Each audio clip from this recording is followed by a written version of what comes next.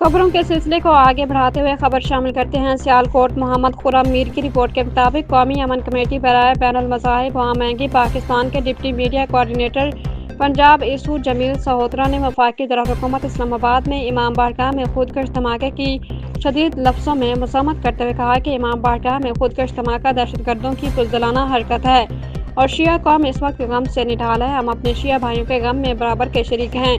खुदकश धमाका में कीमती इंसानी जानों के ज़ाया होने पर गहरे दुख और अफसोस का इजहार करता हूँ और ज़ख्मियों की जल्द से सेहतयाबी के लिए दुआगो हूँ। हुकूमत पाकिस्तान और कानून नाफिज करने वाले इदारों से अपील करता हूँ कि पाकिस्तान से दहशतगर्दों का खात्मा किया जाए और पाकिस्तान में अमन कायम किया जाए। कौमी अमन कमेटी बराए बैनुल मज़ाहिब वहाँ महंगी पाकिस्तान अपनी पाक फ़ौज के शाना बशाना साथ खड़ी है। पाकिस्तान में अमन के लिए खड़ी रहेगी।